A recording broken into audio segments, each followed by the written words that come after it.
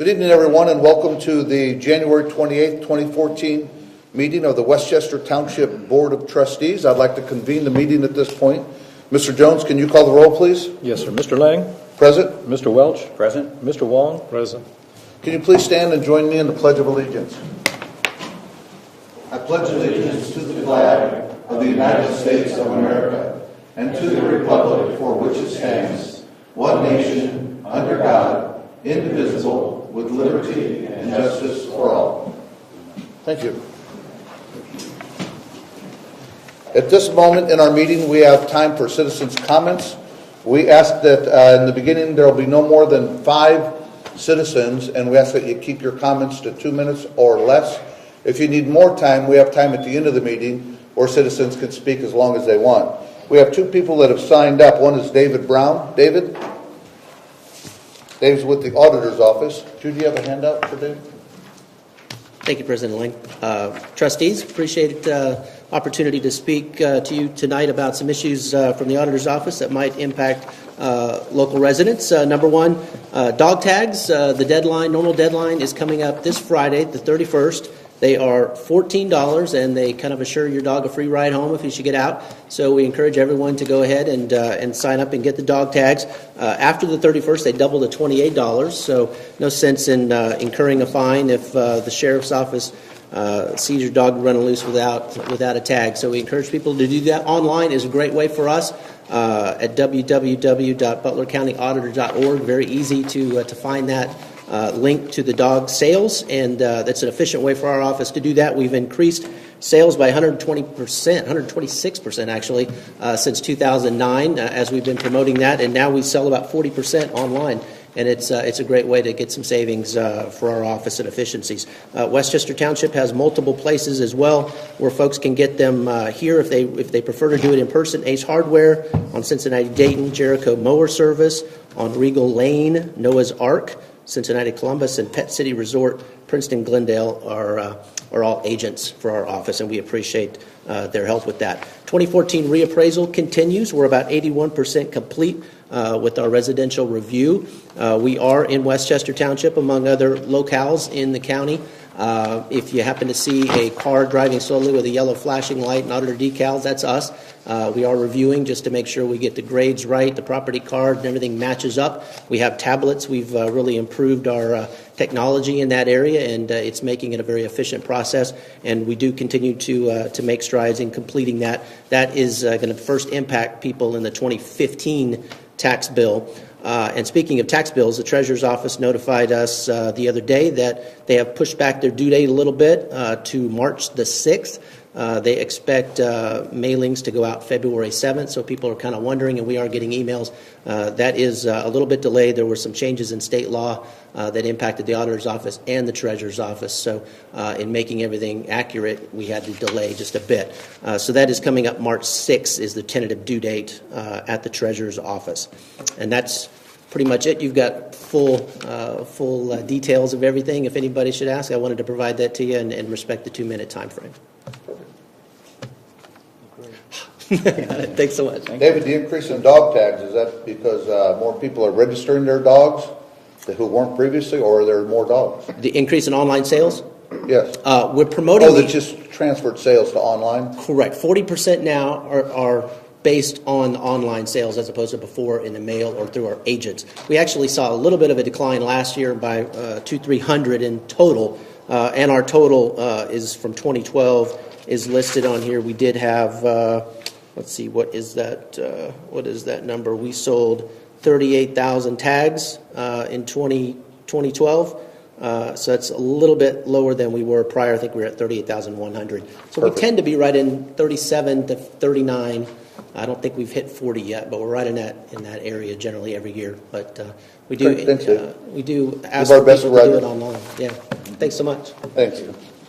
Next on the agenda, we have Gene Hendel who signed up to speak. Gene, if you could lead with your name and address for the record, please.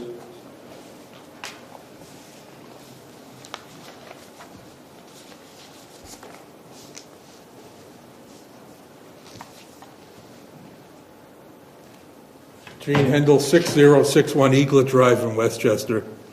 In the closing moments of last trustee meeting, Mr. Welch in his comments brought up many changes to the zoning regulations.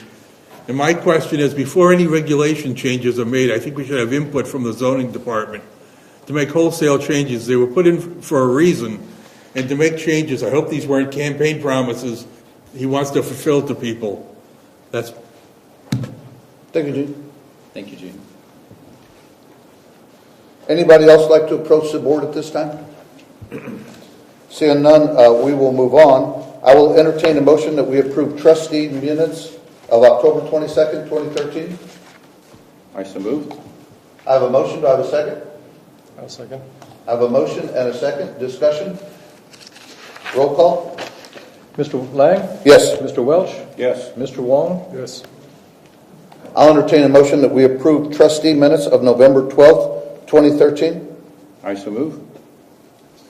I'll second. I have a motion and a second. Discussion? Roll call? Mr. Lang? Yes. Mr. Welch? Yes. Mr. Wong? Yes. I'll entertain a motion to approve trustee meeting minutes December 3rd, 2013. I so move. I'll second. I have a motion and a second. Discussion? Roll call? Mr. Lang? Yes. Mr. Welch? Yes. Mr. Wong? Yes.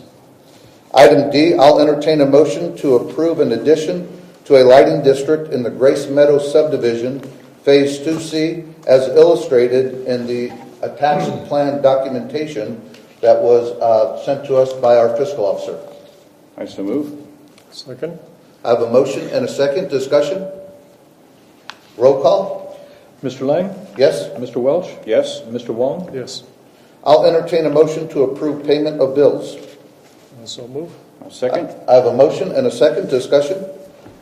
Roll call? Mr. Lang? Yes. Mr. Welch? Yes. Mr. Wong? Yes. Ms. Boyko, items 1 through 3, requisitions greater than $2,500. There are 3 for your consideration. The first being in the amount of $4,016.04 to Ziotech Technologies. This is to renew the annual maintenance and support agreement for our storage area network, which is basically the skeleton, the backbone, the functioning process of all of our operations and systems. Item 2, $2,750 to Butler County Emergency Management Agency, the Butler County EMA. This is to renew the annual maintenance and support for the communicator emergency notification system. We have been utilizing this technology for the past several years, and it has been a tremendous advantage in notifying residents and business and property owners of emergency notifications. And item 3, services $6,000 to Univar USA Incorporated. This is to purchase liquid calcium chloride to replenish some of the stock that, as you may be aware, has been used. I'll entertain a motion that we approve items 1 through 3.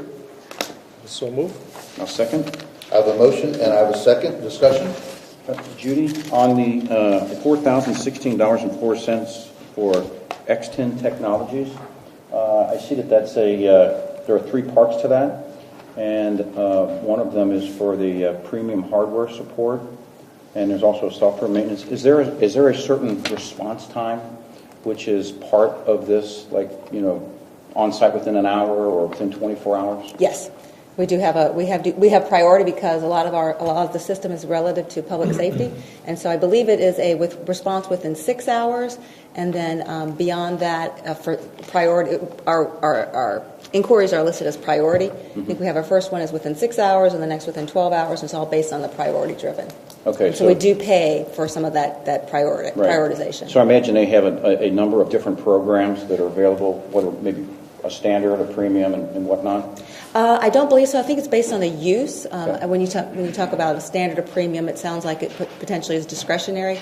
I think the arrangement that we have with the company is based on the demand of the call. So if it's a public safety call, that's highest priority, and it's all part of the a la carte purchase. Does that make sense? Yes, ma'am. Judy, If you want further details, I can certainly get you some Okay, more. thank you. Item 3, the calcium chloride, that's due to the severe weather that we've had, and we've had to use more than anticipated. Yes, to replenish and to contain. And in fact, I have a little bit of a trivia for you. We've had 13 snow events where we've been called out 13 different times. Of those 13 events, for collectively those 13 events, we have about 4,100 hours of labor. Labor costs about $115,000. Wow. Tons of salt we've utilized so far with these 13 events is 5,700 tons of salt. Salt costs for the amount used is at $366,000. My guess is that these numbers are greater than the past 3 years combined, just a guess.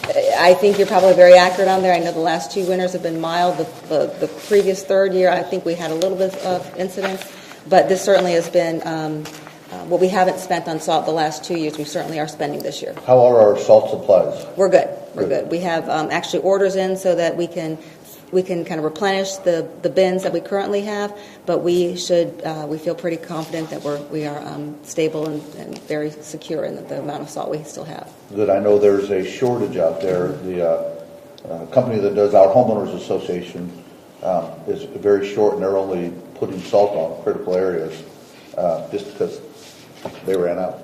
We certainly aren't wasteful of the resource, but we are not skimping at this time. Yeah. Safety is the most important for our residents and travelers. Well, the demand has been tremendous this year on the salt, no doubt about it. And the men and women of our community services department, our roads and maintenance, really should be commended. They've done an outstanding job in each of that. Well, I would like to give a special kudos to them as well. I've not heard one negative comment this year, and typically when we have snow, I get at least one call. And this year we've had tremendous amount of cold, tremendous amount of snow, much higher than average, and I've not had one negative comment, so great job, guys. Thank you. Mr. Jones, can you call the roll, please? Yes, sir. Mr. Lang? Yes. Mr. Welch? Yes. Mr. Wong? Yes. We have no personnel items, so we'll move to business items. Ms. Boyko, item 4, a motion to accept updated applications for community events and reservation forms for park facilities? Simply a housekeeping matter. As the board knows, from time to time we refresh the documents that we have. We are not making any substantive changes to these existing forms and applications and reservations. Simply, the changes are reflected mostly upon experience and changes and making it a little more user-friendly, making it a little clearer for the consumer, and also potentially reformatting it in some areas. I'll entertain a motion that we approve item 4. I so move. Second. I have a motion and a second. Discussion. Ms. Boyko, I noticed as I went through it, there were a couple places where it referred to renting police officers, and it said the rates for that were attached. I didn't find the rates. If they're not part of that, can you just forward that to me next week? I certainly will. Thank you. Mr. Jones, can you call the roll, please? Yes. Mr. Lang? Yes. Mr. Welch? Yes. Mr. Wong? Yes. Item 5, I'll entertain a motion that we not object to a liquor permit ownership revision for Rancho Grande 7 LLC, doing business as Al Rancho Grande and Patio, 4978 Union Center, Pavilion Drive. I so move. Second. I have a motion and a second. Discussion. Roll call. Mr. Lang? Yes. Mr. Welch? Yes. And Mr. Wong? Yes. Item 6, I'll entertain a motion that we not object to a liquor permit ownership revision for W. Graham LLC, doing business as El Rancho Grande, 9229 Floor Drive and Patios. I so move. Second. I have a motion and a second. Discussion. Roll call. Mr. Lang? Yes. Mr. Welch? Yes. Mr. Wong? Yes. Ms. Boyko, item 7, services. As the board is aware, we participate in many of the Butler County Engineers Office's shared programming, purchase of salt, purchase of calcium chloride, and in some instances, and also the obligation for our resurfacing program. Statutory Resolution Number 02-2014 affirms our obligation, and it's a requirement of the Butler County Engineers Office for this board to pass a resolution affirming our obligation for the township share and participation in the Butler County Engineers Office 2014 paving program. As part of the 2014 operational budget work session last week, we did present to you the details and the amounts of that paving program and the various funding sources, and I have for follow-up, because the board did request the actual listing of the streets to be paved, asphalt resurfacing, and then also the slurry, the black mat slurry. They are part of this resolution, so they are listed for your interest, but also I do have for you to take home and peruse at your leisure the list of those streets as well. Thank you, Ms. Boyko. I'll entertain a motion to approve statutory resolution number 02-2014, affirming the obligation for Westchester Township share of Butler County Engineers 2014 paving program. I so move. Second. I have a motion. I have a second. Discussion. Roll call. Oh, I'm sorry. Judy, real quick, how do they make a determination as what they're going to use with asphalt and what they're going to do with the slurry? It's the application. Asphalt is the primary agent when the road is, the longevity and the age of the pavement is no longer able to be preserved. So that's the major type of resurfacing. The slurry is exactly that. It's a slurry. It's a resin that's applied to existing roads that which its condition can be preserved. So, for instance, you hit the slurry on the paved road when it's maybe 7, 8, 10 years old, and it's still in good condition. You apply the slurry, which will preserve that good condition for another 5, 6 years, instead of having to have the total expense of the actual asphalt.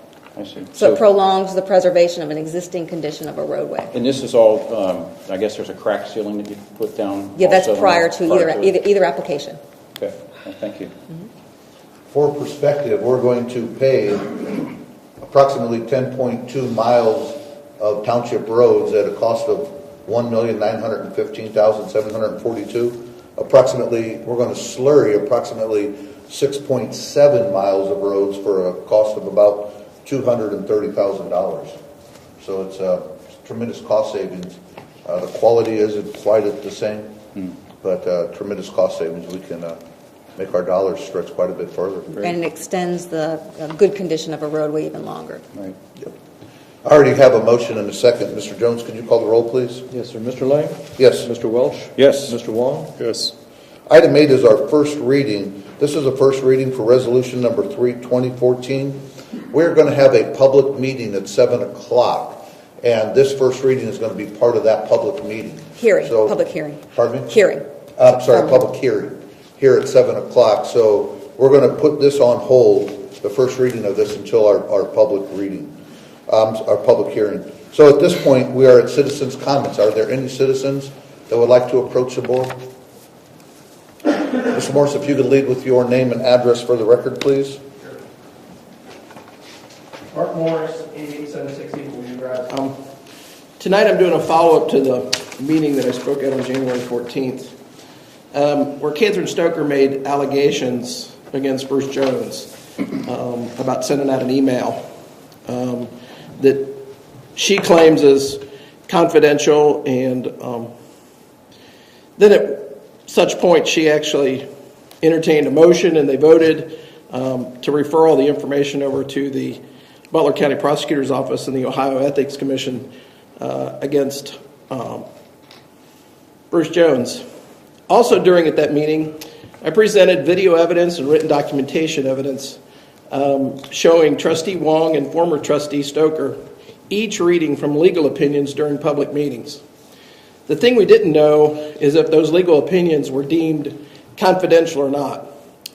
So during that meeting, I requested copies of the legal opinions, and I would like to give you each a copy of that legal opinion that I received at the Township. If you'll pass those down, Bruce. This is what I received from the administration office. It says, Mr. Morris, I'm writing in response to the request for certain public records made at the January 14, 2014 trustee meeting. Specifically, you asked for copies of legal opinions that Trustee Catherine Stoker read from at the August 28, 2012 meeting, and a legal opinion that Trustee Lee Wong read from at the June 26, 2013 trustee meeting, and if those opinions are not confidential.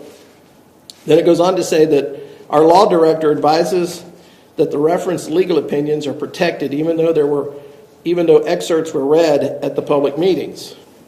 The citation for the privileges is, and they've got listed Humphreys versus, and then a dismissal of Osborne and a bunch of legal jargon. And then at the end, she says, therefore, the records you requested are still exempt and will not be produced pursuant to the Public Records Act's request.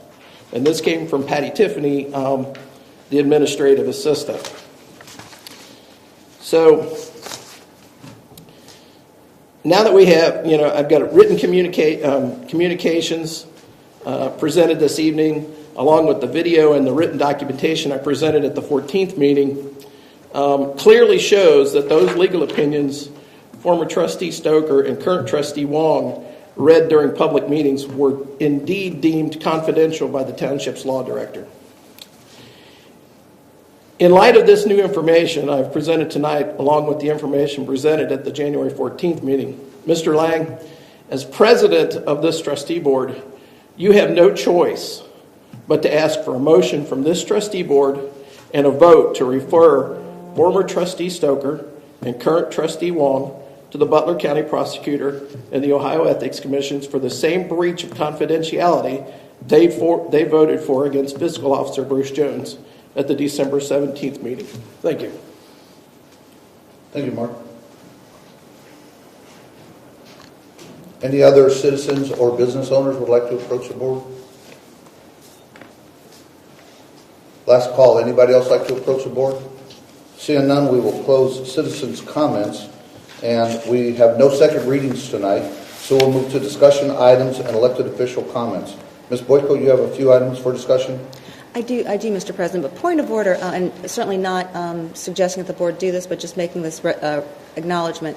If the board would like to discuss the citizen's comment, because Law Director Crane will only be here until 6:45, if there is any advice or any insight that the board needs from Law Director Crane, it may be valuable for you to have that discussion first in his presence. Just offering that. You guys want to discuss that first? I don't mind doing that. I'll start. I saw the request by Mark Morris at our last trustee meeting, seeking a similar referral to the Ohio Ethics as well as to the Butler County Prosecutor's Office of former trustee Catherine Stokey and trustee Lee Wong, based on a divulsion of confidential information similar to what they did to Bruce Jones for the divulsion of confidential information. My opinion, and part of this is just my opinion, I believe Mark Morris's motives are somewhat political. I do not see the need to spend tax dollars on what, from my perspective, is politics. In my opinion, the information that Lee and Kathy divulged, also the information Bruce divulged, there was nothing sensitive, there were no contracts, there were no sensitive data, and I cannot see expending taxpayer resources or efforts in sending this to the prosecutor as well as to the Ohio Ethics. Mr. Wong, would you agree with that? I agree with that. Mr. Welch? Yes, I do, and the proverbial gate is already open on this corral, and the horse is left with regards to Bruce Jones. But I agree with what Mark said and what you said, Mr. Lang, with regards to it being politically contrived and contrary. Let me make another point. Okay. In our last trustee meeting in December, Trustee Catherine Stoker made a motion to refer Officer Bruce Jones to the Butler County Prosecutor's Office and the Ohio Ethics Office for similar confidential information disclosure, which I also happen to think, just like Mr. Morris, Ms. Stoker was politically motivated in doing so. In my opinion, that was an ill-advised motion, and it was passed 2-1 with myself voting in opposition to it. I still believe that the motion was ill-advised. Furthermore, I believe the motion was politically motivated, and therefore I would like to make the following motion regarding this. I would like to move that the December referral by the Board of Trustees of Bruce Jones' alleged actions in disclosing confidential information to the prosecutor's office and the Ohio Ethics Commission be rescinded, and that staff be directed to send a letter to that effect to the Butler County Prosecutor and the Ohio Ethics Commission. Do I have a second? I'll second that. I have a motion and a second. Discussion? Did you want to make some comments on that, Mr. Welch? Yeah, I agree with you, George, that it really is no benefit to the Westchester Township to pursue these things. We have more important things to discuss. We have other matters that we need to consider, and to put the names forward of elected officials or those who were previously elected to the Ohio Ethics Committee and the Butler County Prosecutor, I see no benefit to that at all. So, Well, I would just like to add the election is over, It's time to move on. We have to focus on the people's business, and we should all try to do a better job of respecting confidential information in the future. Mr. Wong, any comments?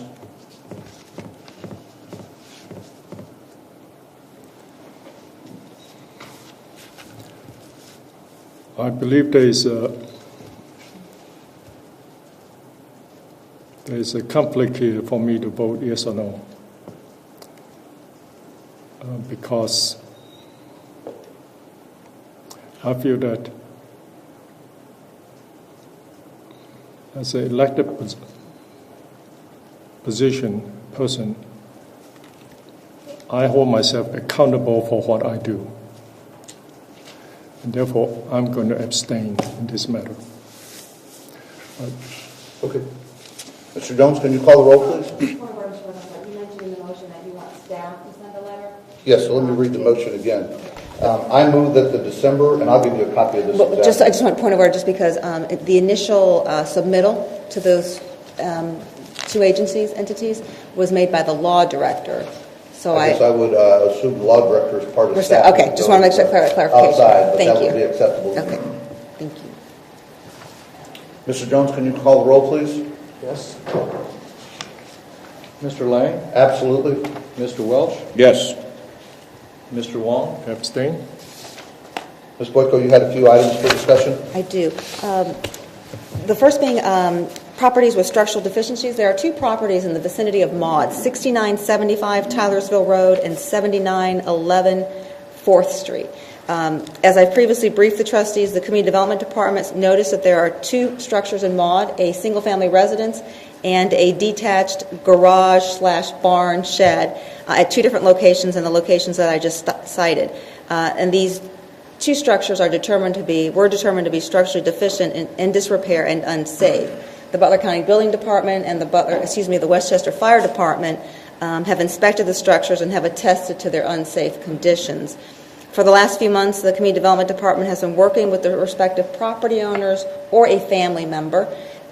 It's my understanding that the owners, one has recently deceased, and the other property owner is aged and is mostly a family member is settling the parts of the estate.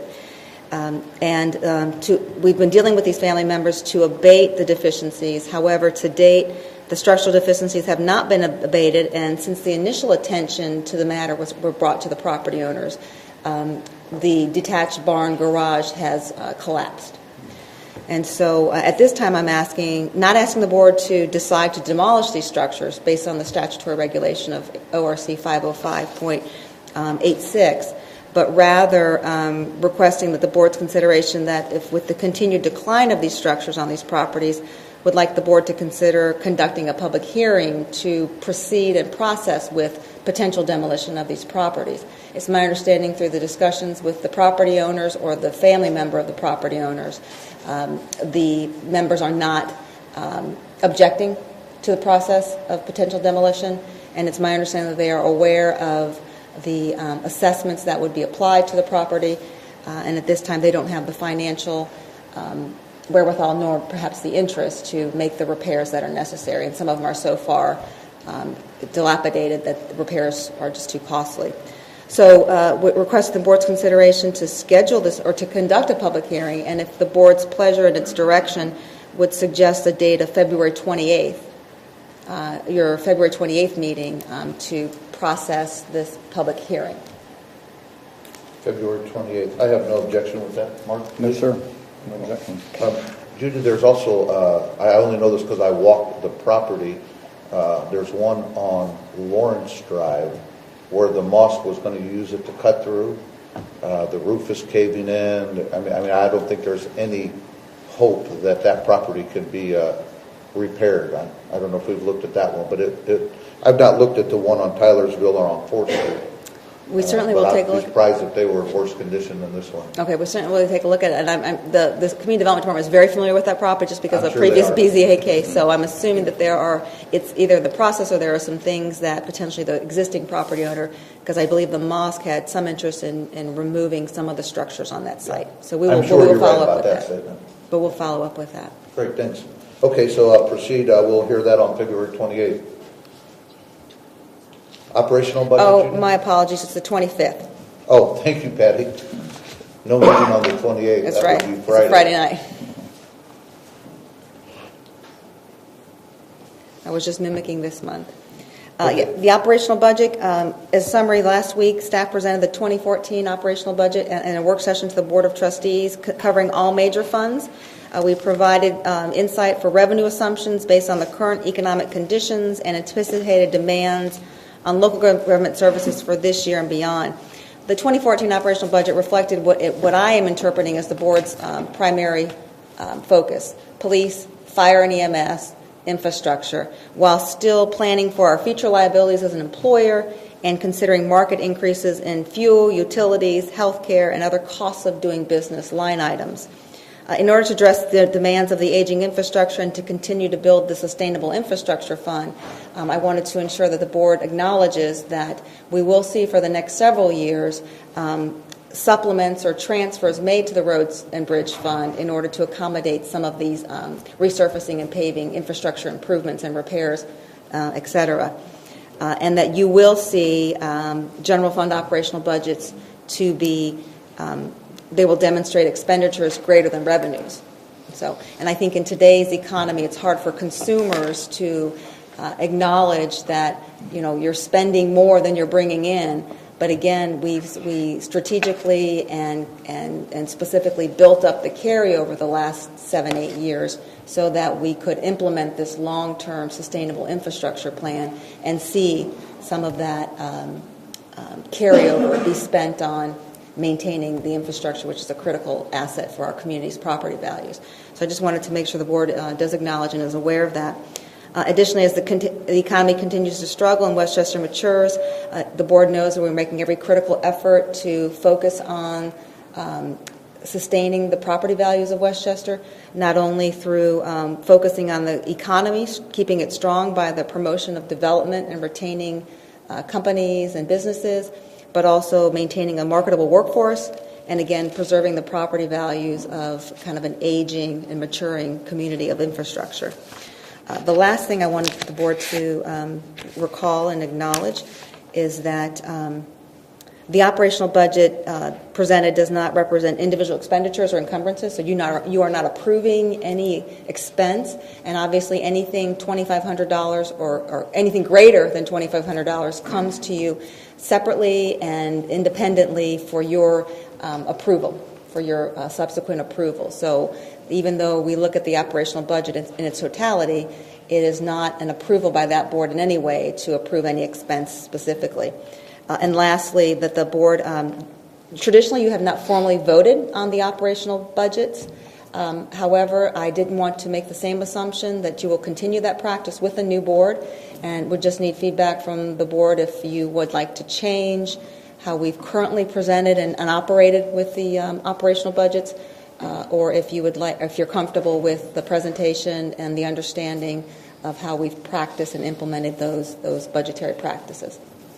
I'm very comfortable with the current procedure, but I'd like, and not to put you on the spot tonight, maybe you could give that some thought and see if you have any new thoughts at the next meeting. Lee and I are very familiar with this. We've been under the system for 8 and 10 years respectively, and it's seemed to work very well. So yeah, it was my first go around with this thing, and I liked the way it went. So sometimes a fresh pair of eyes are a good thing. Yeah, I have questions, but And we sat down and have Yes. hopefully we addressed them all. Very good question, Jim. Okay. Okay, and then the last thing is just a status report on the trustee-initiated zoning matters from your last meeting. As I said at the last trustee meeting, Trustee Welch introduced several zoning matters, and respectively, on each one of those matters, respectively, either the board or a majority of the board did direct staff to look into, initiate, or process some of those suggestions. And they were namely refusing anonymous complaints, requiring Board of Trustees approval prior to zoning legal action, and suggesting the trustee suggested amendments to the zoning resolution relating to the parking of commercial vehicles on private property. And there was some discussion about the township's trustee resolution regarding prohibiting parking of commercial vehicles in the public right-of-way. So I'd like to take them independently and individually. I'd like to provide the status report on these matters, staff's efforts to date, recognizing that this is a preliminary report, and in no way am I suggesting that we have final recommendations for the board, so not really asking you to take any action, but just wanted to give you some report. Regarding refusing anonymous complaints, staff has generated ideas for a written policy outlining procedures on refusing anonymous complaints and, of course, accepting eligible ones. And as I mentioned last meeting, I believe that the best way to codify your wishes in terms of changing that policy, the best way would to do a written policy where the board would actually approve it and then adopt it for our operations. In order to finalize this policy, though, which I will present for your formal approval and adoption, as I said, I wanted to clarify, is it the board's intention to exercise this policy for zoning and property maintenance complaints? I'm assuming it is for both zoning and property maintenance complaints, no longer accept anonymous complaints. And is it the board's understanding the township and department staff will continue to observe any violations and continue to do their jobs and respond accordingly? So by a staff observation, we are not assuming that that is an anonymous complaint and that if there is a violation, enforcement will continue from a staff, either township or department-driven observation. I don't know if you want me to get through these and you want to discuss completely, or if you want to discuss at each step. Let's take them one at a time. Okay. Mark, this was your baby, if you will. Yeah. Thoughts on Ms. Boyko's first two comments? Yes, sir. I think that the staff getting these ideas together and how to codify this is fantastic. I know that zoning still needs to be enforced, and if zoning personnel are out and they see something, then that's not an anonymous complaint. Okay. That's somebody in zoning that's saying it. I think their name should be on it, so that we know who in zoning is out patrolling and looking for these kinds of things. And then, Judy, you also said, does it apply both to zoning and Property maintenance. And property maintenance? In my opinion, it would be yes. Is that what your intention was, Mark? Yes, sir. That's what I figured. I just wanted to make sure. Yes. Let me clarify on this. So if it is an anonymous complaint, we do not investigate?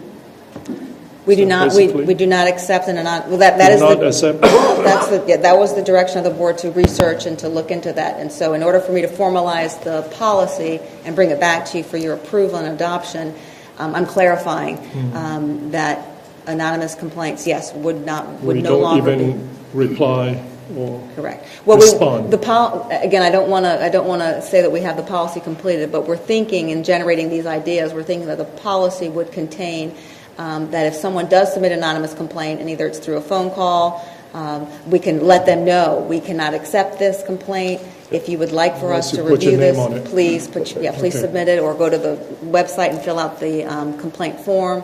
We would direct them to some avenue that they could submit it with a name. Yep. Okay. But if they refuse to do that, then we would not investigate the complaint. We wouldn't even know about it. Right. Because it's like your software, you have to agree to the terms and conditions. If you don't check it, that's it. You don't get to use it. Yeah.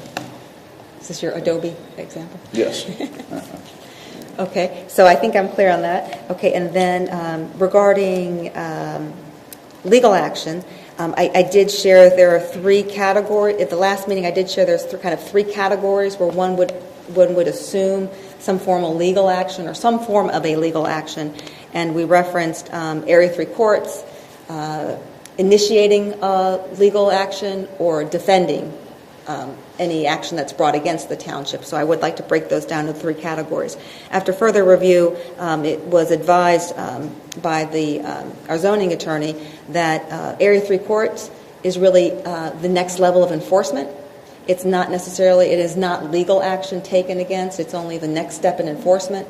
And so, again, clarifying that it's been staff's practice to file with Area 3 courts, and that I generally don't notice the Board of Trustees when that does happen. I believe because we've interpreted it as being an extension of enforcement, not legal action. If the board wishes to change this practice, I ask that you seriously consider, because I think it would be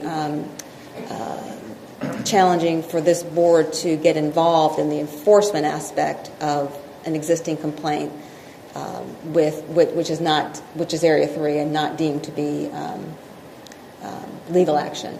Certainly not looking for any direction this evening, just want you to ponder that. Okay. And then I know we will be meeting subsequently to discuss some of these in more detail Okay. as we firm up these ideas. Secondly would be Board of Trustee approval before any legal action is exercised. And as I mentioned at the last meeting, it's been my practice to inform the trustees prior to pursuing any legal action. So I believe this board has been aware, and not only zoning legal action. We are and time to time need to pursue legal action on other disciplines in our organization and our operations. But it's always been my practice to notice you and candidly to expect board endorsement before we file any or lawsuit. So I believe we are doing that. I think and then the third category would be regarding the township defending itself against any filed lawsuit. And again, it's been my practice to inform the trustees a lawsuit has been filed, and again to seek and expect the board discussion on the matter and of course endorsement. If I may, I'd like to offer a little bit of an editorial. I believe staff has appropriately sought Board of Trustees endorsement of, and previous boards have authorized legal action either initiated or defended. I really do believe that staff does not take any action from a legal perspective either to initiate a lawsuit or defend a lawsuit without the board being fully aware and without the board acknowledging and endorsing. I think in this immediate zoning matter, where this dissension has arisen, is obviously the liberty tax matter. I believe that didn't stem from staff not proceeding without board acknowledgement. I believe it more was a result of the dissension stems from a varying trustee's opinion on how it should have been proceeded. So I'm not sure if there's really any change to this matter. And again, asking the board just to kind of ponder some of these thoughts I'm sharing, because I believe we do not proceed with any legal action, either initiated or defending it, without board endorsement, acknowledgement and endorsement. And again, I believe the immediate instance of this discussion really more stems from not knowing, but not necessarily the board agreeing to the path of what was to be taken. That's probably fair. As it pertains to us pondering the enforcement in Area 3 report, can you put together a list of what you think are pros and cons and get that to us? I certainly can. Yes. I know we have some private meetings set with you to discuss that in more detail. It would be helpful to have that list. I certainly can, sir. And then the last... I have one point. I think that as we go through this, we should keep in mind the goals that we have for Westchester Township. And the goal is to minimize or reduce legal fees as much as possible, and to create an environment in Westchester which businesses know is business friendly. So if we keep those two goals in mind, and as you go through and do this, and I think you're doing a great job with it, then I think that we'll move a long way. And then when you let the board know about before a suit is filed, is there a time aspect that's associated with that? It's like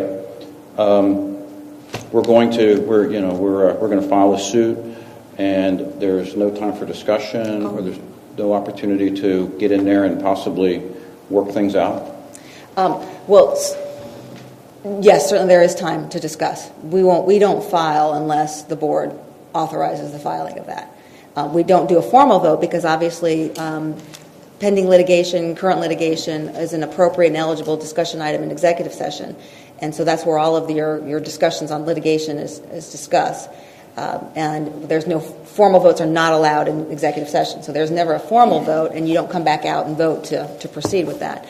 But there certainly is, to answer your question, time available for you to discuss. And generally when I'm bringing something to you in terms of notification that there's a pending potential lawsuit, you are made aware well in advance of any action that we would need to take. So you have had an opportunity and have had updates along the way, and can determine if you think it's a meritable position to file any litigation. Okay, just so we're being let know far enough upstream where if a different course might be taken, we could take that. Yes, sir. Yes, sir. Okay, thank you. Yeah, understand that. And then the last thing is the changes to the zoning text amendment regarding the parking of commercial vehicles on private property. I heard very clearly that seems to be the ire of the matter, and that we want to really focus on the zoning text amendments in terms of private property. But by association, the trustee resolution on public property also, commercial vehicles on parking on public property also is just by association something that we're revisiting as well.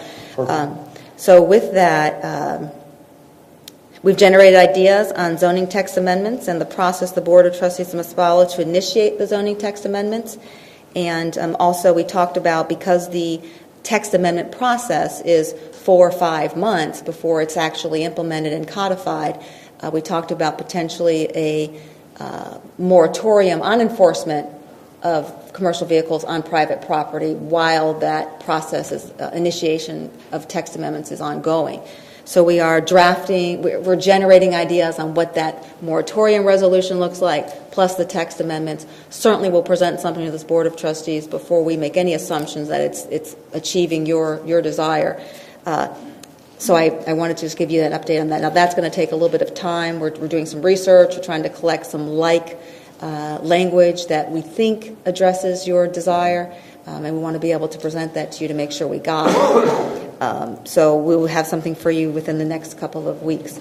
Regarding the trustee resolution, we've had some opportunities to revisit the trustee resolution, which references the commercial vehicle parking in the right-of-way.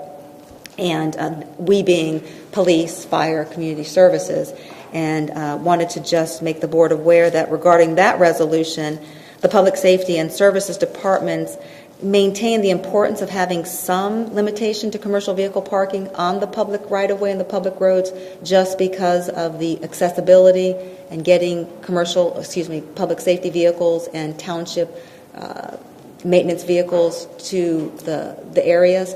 So we are going to revisit it, really promise, candidly look at it to make it a softer, kinder, gentler type of a resolution, but didn't want the board to be surprised or discouraged or dissatisfied if we did come back with something where we do suggest and recommend that at least we have some kind of enforcement on commercial vehicle parking in the right-of-way. Well, I would encourage you to recommend what you guys think is best, but also keep in mind, when we had the mosque issue not too long ago, and there was concerns about traffic being backed up on that very, very narrow Lawrence Drive, the fire chief said, hey, we're used to narrow roads all the time, having vehicles parked there. We can get around those, and even showed a description of how narrow the turn is when they parked the car in one of the fire stations. I don't remember which one it is. So it didn't appear from a public safety issue. It wasn't a public safety issue for that event, and those roads are very narrow. Right. And the traffic on those roads could potentially back up. So just keep that in mind. We can't have it both ways. It has to be one way or the other. No, and I think that's an excellent point. It's a very excellent point, and it appears just at the surface to be conflicting. I think that the two, and when we prepare everything, we present it. I'll have the fire chief speak to this specifically. But I think some of the outlying differences between the mosque situation is that it was the moving traffic where people are in their cars, they can move to either side and get out of the way if a truck had to come by and get around it. And then the other item would be if it's a parked vehicle, i.e. a car. It's much different than a commercial vehicle, which is much wider, much heavier, much durable, and if it's parked there, we can't have anybody access it to move it. But a certainly well taken point, and we certainly are going to address those what appears to be conflicts. Thank you, Ms. Boyko. Anything else? No, sir. Ms. Wong, any trustee comments? No. Mr. Welch? I'm good. I just have one, and then we do have a public hearing at 7 o'clock. Ms. Boyko, regarding the contract with Mr. Burns, our current aggregator, I am of the opinion we need to put that out for bid. He's had it for a long time. I think there are better options out there. His contract requires 120-day advance notice, so I would like to see how the board feels. I would like to consider we give him the advance notice so we can do the RFP process in April-May timing, because whoever's going to take that over is going to have to be doing the work over this summer in order to be ready to implement it based on the timing that exists. Correct. So I'll make a motion that we notify Mr. Burns that we are going to terminate his contract. He'll certainly have the opportunity to bid in whatever process staff comes up with as we go to potentially select a new provider. It may end up being him. So Do I have a second? Yes, I'll second that. I have a motion and a second. Any discussion? So let me understand this. Yeah. So we are voiding the contract currently? Oh, gosh, Current no. contract? No one said we're going to void the contract. We're going to live up to the terms of the contract. Okay, terms of the contract, and this is for the next contract, when this one expires. That's correct. Yes. He requires a minimum of 120 days. If we want to give him a 365-day notice, we can do that. Yeah. And that's all we're doing at this point, is giving him ample warnings. An advance notice so we can do a proper vetting process and give if there is a new provider, the new guy time to do a quality job for our citizens. And he's certainly able to bid again. And if he's a low bidder and provides an excellent service, then we may go with him again. Yep. Just point of order, Mr. President, I'm not trying to deliberate, just want to make sure, and I think you do understand that the formal contract expires March 31st of 2014 without the 120-day notice, but it has continuing renewals of 1 year if no notice is given. So he will be the broker of our program. March 31st of next year. 2015, right. So we give Absolutely. the notice, and then during the time period as we're going to be looking for. Perfectly clear. Got it. Yep. Mr. Jones, can you call the roll on that, please? Yes, sir. Mr. Lang? Yes. Mr. Welch? Yes. Mr. Wong? Yes. Any other comments?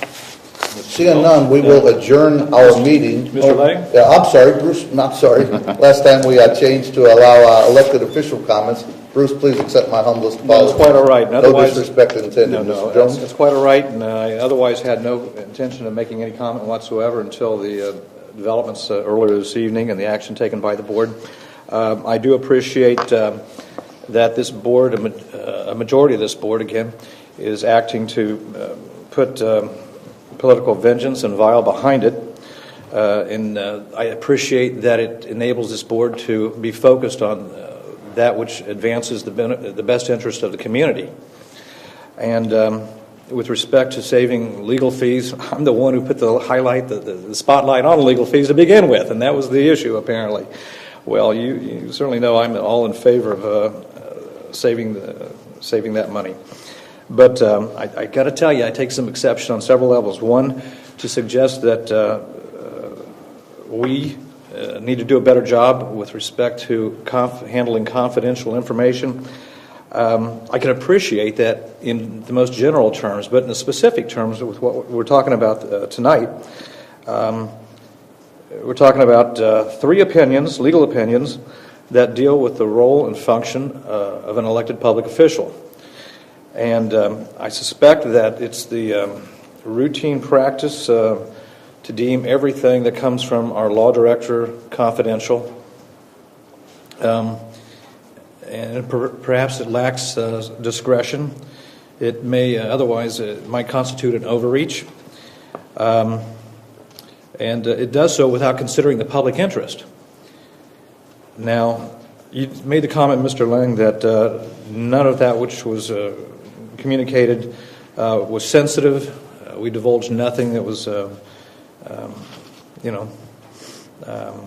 puts the township at risk of anything. But I have a significant problem that the role and function of an elected public official should be paid for by the public and then concealed from the public. That makes no sense to me. In fact, I find it unconscionable. And I would ask that this board do that which I believe is certainly within a statutory prerogative, to deem those three legal opinions pertaining to the role and function for which we paid public and no longer confidential, as well as the December 20th legal bills that I referenced in my original email, since they were paid for by the public. Now, and considering that I believe it was Mr. Welch's predecessor who said that something to the effect we're not hiding anything from anyone, certainly not our legal invoices, well, then let's let that portion of the December 2011 legal invoice be made public, as well as the 3 referenced legal opinions. I think this is in the public interest, and it's just my good fortune to be here, however difficult, to advocate for the public interest. And I would expect Mr. Welch and Mr. Lang to be in favor of it. Mrs. Mark's predecessor was in favor of it, so I suspect Mr. Wong, you too can be in favor of it.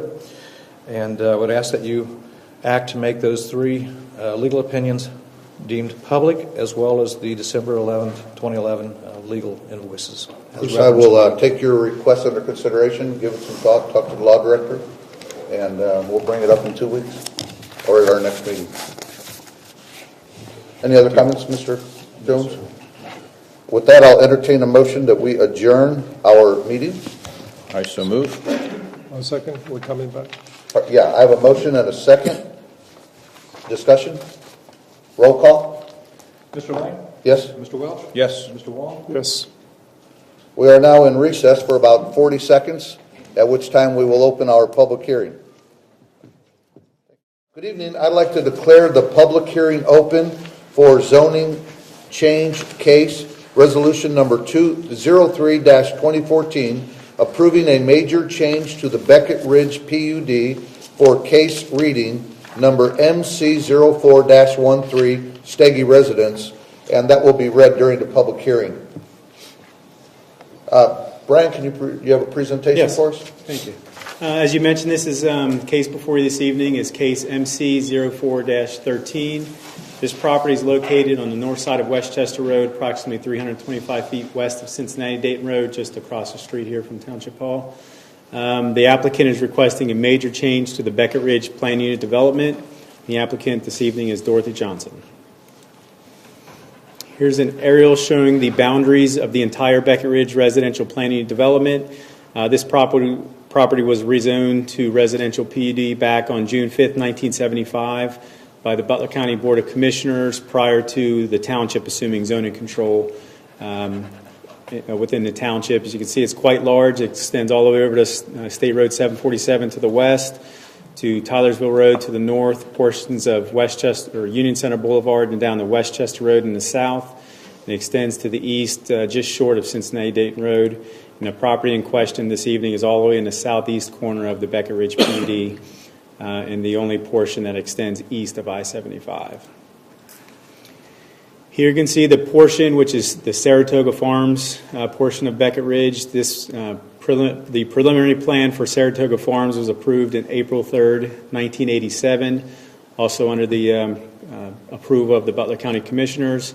The property in question this evening is the property that's outlined in the green line. The entire Saratoga Farms portion of that development is outlined in the dashed green line.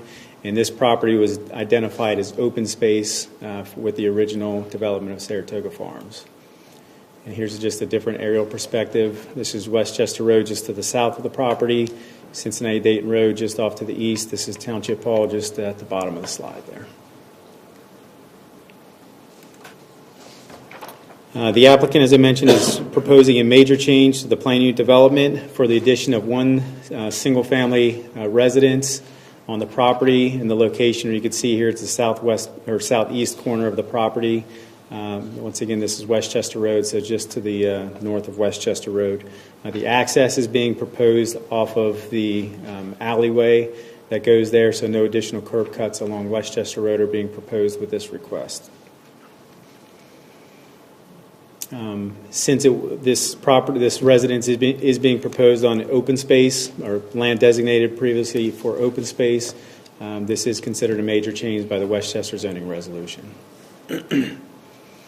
As it relates to the Westchester Comprehensive Land Use Plan, since this property is part of the Beckett Ridge development, it has been designated as planned community, which is defined by the land use plan as variable residential densities that are developed and maintained with integrated recreational uses.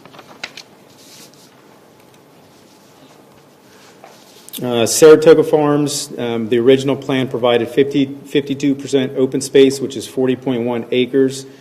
So it's a provide a substantial amount of open space.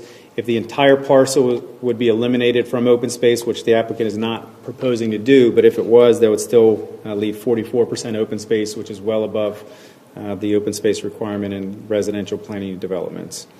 As you can see from the striped red and the blue lines, there's a significant amount of floodplain and floodway on the property. The red area, striped red area, is floodway.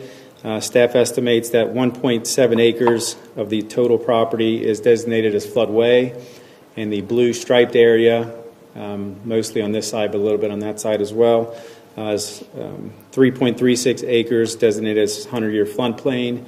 The applicant is requesting to develop the house just outside of the floodway and floodplain areas.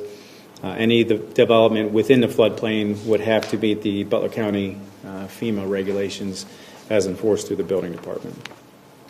As I mentioned, access is not being proposed from Westchester Road from the interior existing alleyway, so no additional curb cuts are being requested with this application. Some site views. This is site view across Westchester Road into the property. Site view to the northeast. Here you can see the alleyway. It's kind of hard to see there, but the Staggy residence currently is just off to the right of that slide, and the proposed residence will be located approximately in this location. Side view to the west, looking down Westchester Road. Subject property is just off to the right of the slide. Looking down the existing alley to the north, subject property is to the left. Side view to the northwest.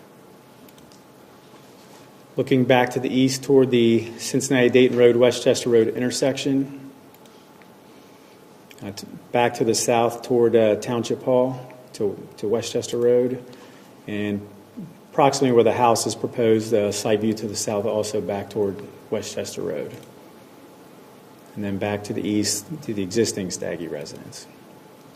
And then to the northeast to the other residential properties adjacent to the subject site. Some comments from other agencies. The Westchester Zoning Department conducted a public hearing at their December 17, 2013 meeting and recommended approval of the proposed request with conditions. The Butler County Planning Commission also conducted a public hearing on December 10, 2013 and also recommended approval of the proposed request. And the Westchester Fire Department had one comment that the structure be built within 400 foot of the existing fire hydrant.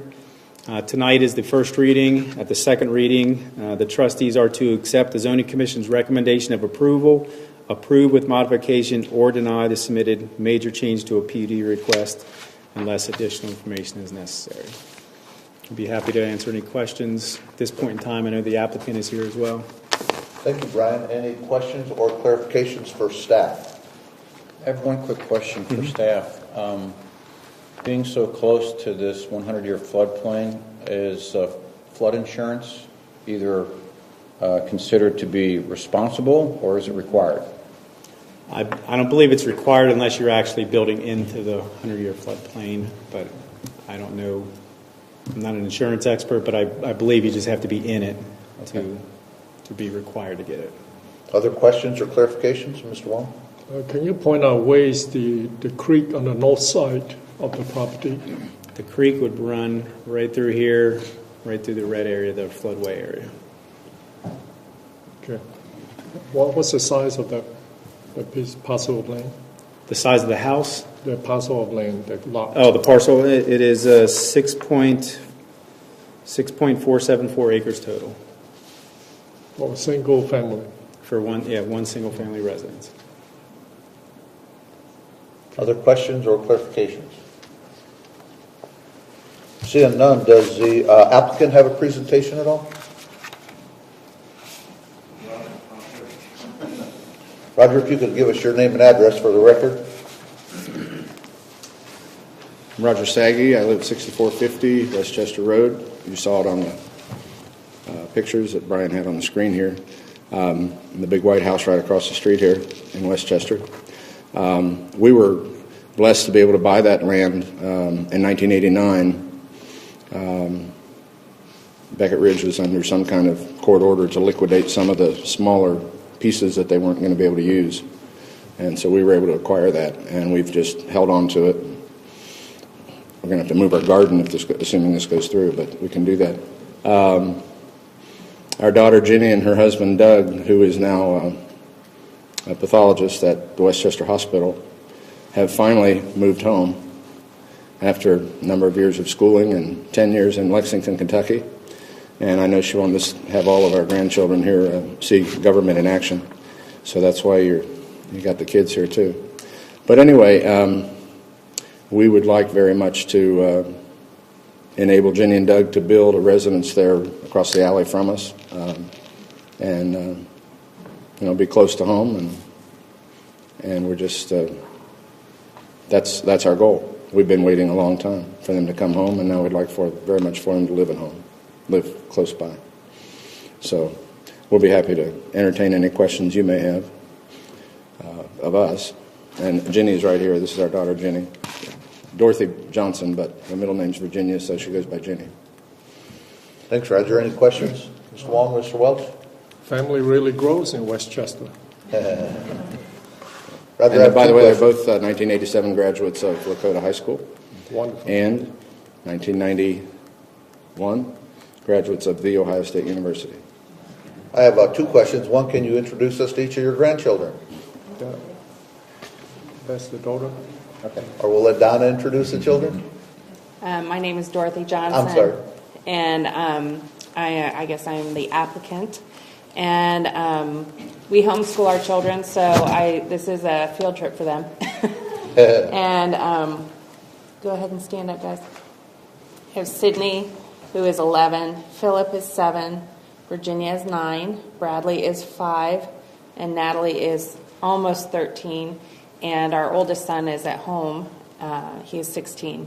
So we have 6 children, and just have a strong desire to live close to family, which is why we moved back to Westchester, and the opportunity to really live very close to family is something we're interested in. So we're talking with a builder right now, preliminary design phase, and there's a lot of balls in the air, so we can't go ahead with one thing until we get something else settled. So you had asked a question about the flood insurance. That's something we're still trying to figure out, but it looks like the mortgage people will require it even if the house itself is not in the floodplain. And we are not planning to put the house in the floodplain because then we wouldn't be able to do a basement. So I've learned a lot about the whole process through this, but if you have any other questions. Thanks, Dorothy. Any other questions for the applicant? No, I bet you're going to need a sump pump, though. Mr. Wong, anything else? I have one. What are you going to do with the chickens? We're just adding on to the coop. Garden right there, we're trying to remove the greens, looking at the monsoon season, and Great. Thanks, Roger. Okay, we're finished with the applicant portion of the presentation. Are there any proponents here tonight? Anyone that would like to speak in favor of this request? Any proponents? Please, if you would lead with your name and address for the record, please. Good evening. My name is Dennis Bradbury. I live at 9031 Cincinnati Dayton Road, and very happy to see a new family coming to Sycamore Terrace. That's the name of the tiny alley right off the Westchester Road. And great job. Welcome to Westchester. Thank you, Dennis. Anybody else here this evening that would like to speak in favor of this event? Any property owner? No? Does he want to speak? Okay. I will close off proponent comments. Are there any opponents? Anybody here that would like to speak in opposition to this request? I'll ask again. Anyone here wants to speak in opposition? You can only be for it or against it. You can't be both. Last call. Any opponents? Seeing none, I will ask for any neutral comments. Anybody here want to make any neutral comments? I'll ask again. Any neutral comments? Seeing none, I will close citizens' comments. I'll ask trustees one more time if anybody needs clarification from staff on any points presented during the comments tonight, during any part of the presentation. Mr. Wong? No. Mr. Welch? No, sir. At this point, I would like to ask staff to conduct the first reading of the resolution. Mr. Bierman? Yes, resolution number 03-2014, resolution approving a major change to the Becker Ridge PUD for case MC 04-13 Staggy residence. Now therefore be it resolved that on the basis of the above actions and findings, the Westchester Township Board of Trustees does hereby concur with the recommendations of approval of the Westchester Township Zoning Commission and does hereby approve the proposed major change to the Becker Ridge PUD for the aforesaid application with the following conditions. And there are 3 conditions on the resolution. Thank you, Mr. Bierman. At this point, I will close the public hearing, and I will entertain a motion that we adjourn the regular meeting to go into executive session for the purpose of considering and discussing 1, acquisition, sale, or swap of real property, 2, current and pending litigation. The board will not return. Do I have a motion? So move. I have a motion. I have a second. Discussion. Mr. Jones, roll call, please. Mr. Lang? Yes? Mr. Welch? Yes. Mr. Wong? Yes. We stand adjourned.